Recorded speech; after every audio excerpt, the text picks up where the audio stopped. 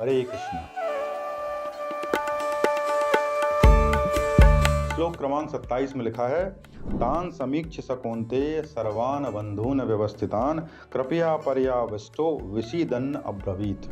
अपनी अपनी जगह पर स्थित उन संपूर्ण बांधवों को देखकर वे कुंती नंदन अर्जुन अत्यंत कायरता से युक्त होकर विषाद करते हुए ऐसा बोले। बल से भरे हुए थे, बल से भरे हुए होकर बोलते हैं कि हे कृष्ण, मुझे उन सेनाओं के मध्य में ले चलो, वहां रथ को खड़ा कर दो, मैं दोनों पक्ष से आए हुए लोगों को देखना चाहता हूं। और यहाँ व्यक्ति जो है अब विषाद करते हुए बोल रहे हैं, कायरता से युक्त। कायरता क्यों है? क्योंकि ऐसी कोई भी स्थिति नहीं है कि अर्जुन को अपना बल का प्रदर्शन या बल के अनुसार कार्य नहीं करना चाहिए। आगे जो भी लोग खड़े हुए हैं वो सब उस मनोदशा से आए हैं जैसे युद्ध करना है, चाहे शकुनी हो, चाहे दुर्योधन हो, चाहे कर्ण हो, इवन उनका साथ देने वाले आचार्य हो, चाहे भीष्म हो, सबकी मनोदशा क्या है, इंटेंशन क्या है? अब युद्ध के लिए आए। और उन्होंने वो हर संभव प्रयास किया है जिससे कि युद्ध ना हो, पर फिर भी आए और उन्होंने हर संभव पाप भी किए हैं। तो ऐसी स्थिति में भी अपने कर्तव्य को पूरा ना करने के लिए क्या शब्द उपयोग किया है? कायरता।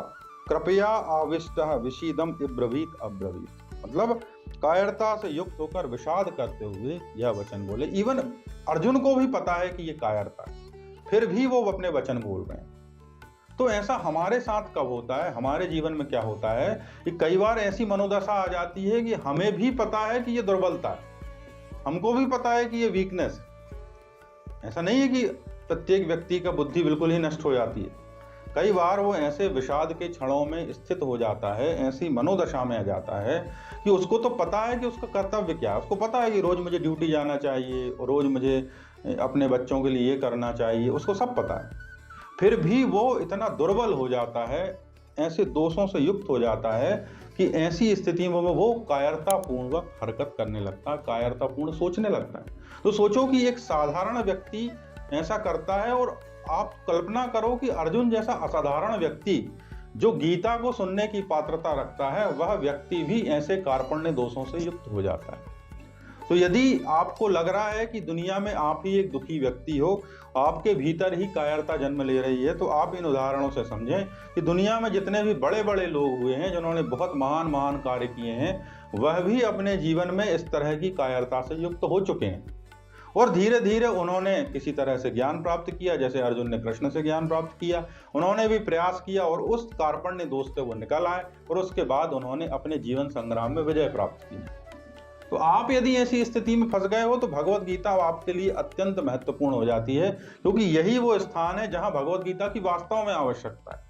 जो लोग सोचते हैं कि भगवत गीता की आवश्यकता वृद्धावस्था में है कि अब तो बच्चों ने उनको छोड़ दिया है, अरे भाई बच्चों ने छोड़ दिया है या आप घर में अकेले हो, ऐसी स्थिति में भगवत गीता का कोई खास उपयोग नहीं है।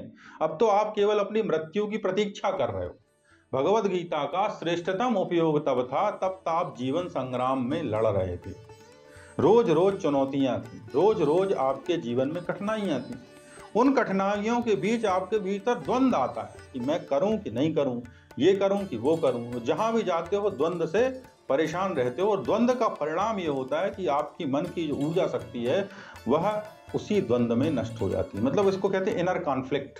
इनर कॉन्फ्लिक्ट आपके भीतर इतने अधिक होते हैं कि उन कॉन्फ्लिक्ट में आप फंसे रहते हो और आपके जीवन की जो वास्तविक क्षमता है, जो अनंत क्षमता है, वो उजागर ही नहीं होगी। तो ऐसे ही इतना बड़ा आदमी जिसको इतना शूरवीर माना गया, जिन्होंने अपना पूरा जीवन युद्ध करने के लिए, तैयारी के लिए अर्पित कर दिया, ऐसा कोई क्षण नहीं था अर्जुन के जीवन में जब वो युद्ध की तैयारी नहीं कर रहा था। जब वो बच्चा था तब वो क्या कर रहा था? धनुर्विद्या सीख रहा था। तो धनुर्विद्या सीखने का मतलब क्या हुआ? उसका जो टेंडेंसी है वो युद्ध है, उसकी जो प्रवृत्ति है वो युद्ध है। जैसे मान लीजिए कि कोई भी एनिमल है, उसकी प्रवृत्ति, मान लीजिए कुत्ते की प्रवृत्ति भौंकने की होती है, किसी और एनिमल की कोई और प्रवृत्ति होती है, ऐसे ही मनुष्यों की प्रवृत्ति होती है। किसी की प्रवृत्ति युद्ध करने की होती है, किसी की प्रवृत्ति ज्ञान की होती है, किसी की प्रवृत्ति कुछ होती है, धन कमाने की होती है।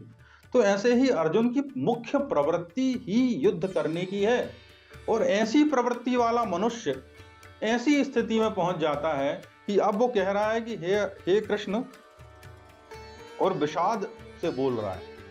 तो वह कौंतेय कौन, कुंती का पुत्र, जिसको कुंती ने आज्ञा दी थी कि जाओ तुम युद्ध करो, अब अपनी माँ से भी आज्ञा लेकर आ गया, लेकिन वो विषाद से भरा हुआ है। तो ऐसा ही हमारा जीवन होता है जब हम किसी महत्वपूर्ण कार्य के लिए जाते हैं। जैसे मान लीजिए कल परीक्षा होने वाली, कल एग्जाम होने वाला है, तो आज ही हमारे भीतर विचार आने लगता है कि हम इस परीक्षा को पास करके क्या करेंगे, ऐसा क्या हो जाना है, ऐसा क्या मिल जाना है। मन ऐसे ऐसे तमाम प्रयास करेगा आपके सामने, तमाम तरह के आपके सामने विकल्प देगा कि अरे इस एग्जाम को पास करने से भी हो ही क्या जाएगा। यदि मैं कल मान लीजिए नौकरी पा लूंगा तो नौकरी में क्या ही हो जाएगा, इतनी सी सैलरी मिलेगी। यदि यह सत्य था कि इतनी सी ही सैलरी मिलनी थी, तो साल भर से क्यों तैयारी कर रहे थे? तब मन ने ये क्यों नहीं कहा कि इतनी सी सैलरी के लिए तुम काम कर रहे हो? तब तो मन कह रहा था नहीं तुम एक काम करोगे, ये जॉब पालोगे, तुम इंस्पेक्टर बन जाओगे, तुम नायब तहसीलदार बन जाओगे, तुम ये बन जाओगे। तब मन स्वप्न दिखाता है बड़े बड़े, ठीक है, आप समझना मन को। मन इतने सुंदर सुंदर स्वप्न दिखाता है, और जैसे ही एग्जाम की घड़ी आती वही मन कहता है कि इसमें क्या रखा है। तो इससे आपको ये समझना है कि ये जो पूरी कारस्तानी है, ये कारस्तानी आपके मन की है। साल भर पहले जो मीठे मीठे स्वप्न दिखा रहा था कि ऐसा बन जाओगे तो तुम्हारी बड़ी रिस्पेक्ट होगी, ऐसा हो जाएगा तुम्हारे पास गाड़ी होगी, ऐसा हो जाएगा तो घर होगा तुम्हारे पास, तुम्हारी शादी हो जाएगी या कुछ और हो जाएगा। और जो मीठे मीठे स्वप्न दिखा रहा था वो भी मन था, और आप उनके मीठे सपनों में आ गए। पूरा साल बर्बाद हो गया, आपने पूरे साल पढ़ाई की, अब 2 दिन बचे और परसों एग्जाम, ठीक है। अब क्या कह रहा है मन? ये सब बेकार है। तो अब आप सोचो कि वो स्वप्न जो दिखा रहा था वही मन अब क्या कह रहा है? ये सब बेकार है। तो ना वो स्वप्न दिखाने वाला मन सही था, ना आज ये कह रहा है जो मन कि ये सब बेकार है, ये भी सही है। दोनों ही मन के ही हिस्से हैं, मन के ही अलग अलग प्रकार हैं। आपको इनको डिफरेंशिएट करना आना चाहिए। जो व्यक्ति इनको डिफरेंशिएट कर लेता है वह कहता है नहीं यह मेरा कर्तव्य है, और वह शांत भाव से अपना कर्तव्य करता है। ना उसको एग्जाम में सफल होने के बाद किसी फल की कामना होती है, ना उसको ये डर लगता है कि मेरा सिलेक्शन होगा तो क्या होगा, नहीं होगा तो क्या होगा। वो एक विद्यार्थी है और वो अपना परिश्रम कर कर ऐसी स्थिति को फेस कर रहा है। यदि उसका परिणाम उसके पक्ष में आया तो अच्छी बात है, नहीं आया तो फिर प्रयास करेगा, फिर भी नहीं आया तो कुछ और करेगा। बहुविकल्पी मनुष्य हो जाता है, और ऐसा मनुष्य जो होता है वह योग में स्थित कहलाता है, क्योंकि ऐसा मनुष्य जय पराजय हानि लाभ से प्रभावित नहीं होता। ऐसा मनुष्य केवल अपना कर्तव्य करता है। तो आप ऐसी दुविधा की स्थिति में हो, विषाद की स्थिति में हो, तब भगवद गीता को अवश्य पढ़ें। ये पहले अध्याय का 27वां श्लोक था जो मैंने पढ़ा। इस श्लोक में अर्जुन विषाद से भर जाता है, और उसके अगले श्लोकों में वह अपना गांडीव या अपना कर्तव्य से विमुख हो जाता है, और किस तरह के वचन कृष्ण से कहता है और कृष्ण फिर उनको क्या सुझाव देते हैं, इन पर हम चर्चा करेंगे। सुनने के लिए बहुत बहुत धन्यवाद। हरे कृष्ण।